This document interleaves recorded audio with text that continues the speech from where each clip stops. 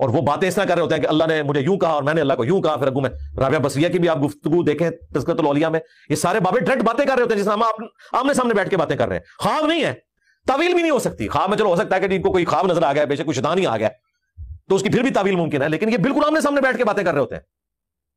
Basically یہ سب کے سب لوگ کوئی ذہنی مریض تھے جسے حدیث میں مجنون کہا گیا. یہ اسے مجذوب کہہ لیتے ہیں، کلندر کہہ لیتے ہیں، یہ سارے پاگل ہی تھے، سیدھی سی بات ہے. یا یہ بےچارے ایسے نہیں تھے، لوگوں نے ان کی طرف منسوخ کر دیا. اور اگر یہ ایسے نہیں تھے تو بےچارے ہماری طرح کے مسلمان تھے، اللہ تعالیٰ کی مغفرت کرے. اور اگر انہیں کام ڈالا ہے تو اللہ تعالیٰ انہیں وہ سزا دے جس کے وہ حقدار ہیں.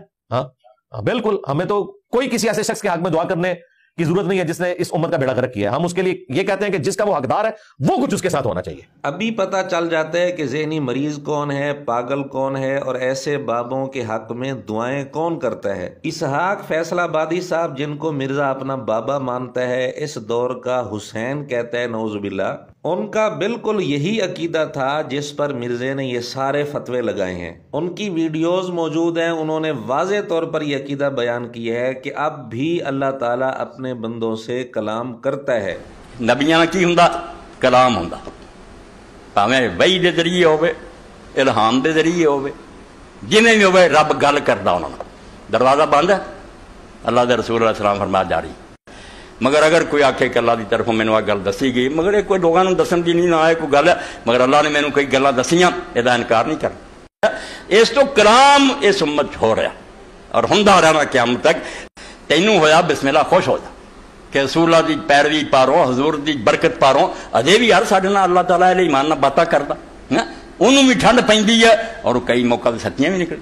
ثبوت ہم نے پیش کر دیے ہیں. اب اگر مرزا منافق نہیں ہے، اپنے اصول میں پکا ہے، تو اسحاق فیصل آبادی صاحب کا نام لے کر اپنی ویڈیو میں یہ کہے کہ وہ ذہنی مریض تھے، وہ پاگل تھے، اور یہ بھی کہے کہ ان کو وہی سزا ملنی چاہیے جس کے وہ حقدار تھے، اور یہ بھی کہے کہ ان کے حق میں دعا کرنا درست نہیں. اور ہاں، ان کے حق میں مرزا نے جو دعائیں کی ہوئی ہیں، مرزا اعلانیہ اس سے توبہ بھی کرے. اور یہ بات میں آپ کو بتاؤں، میں کروڑوں رحمتیں نازل ہوں مولانا اسحاق صاحب کے اوپر. تو مرزا نے اس طرح کی جتنی دعائیں ان کے لیے کی ہیں، اعلانیہ طور پر مرزا ان سب سے توبہ کرے. یقین کریں لوگوں نے قدر نہیں کی مولانا اسحاق صاحب. میں آپ کو ایک واقعہ سناتا ہوں. آج دن ہے کہ ہم آج کے دور کے حسین کو یاد کریں.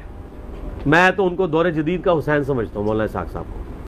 اس بات سے بھی مرزا اعلانیہ توبہ کرے. اگر مرزا اسحاق فیصل آبادی صاحب کا نام لے کر ویڈیو میں ان کو ذہنی مریض نہیں کہتا، پاگل نہیں کہتا، اور ان کے متعلق یہ بات نہیں کہتا کہ جس سزا کے وہ حقدار تھے ان کو وہ سزا ملے، اور ان کے حق میں کی ہوئی دعاؤں سے مرزا اعلانیہ توبہ نہیں کرتا، اگر مرزا یہ سارے کام نہیں کرتا تو یہ منافق ہے، منافق ہے، منافق ہے. مرزا کی یہی منافقت اس بات کی دلیل ہے کہ مرزا نے اپنے شعر میں یہ جو لفظ بڑھائے ہوئے ہیں کہ تیرے بابے تشیع کوئی نہیں، تیرے کا لفظ اس لیے بڑھایا ہے کہ مرزا اپنے بابوں کے متعلق کچھ نہیں کہنا چاہتا.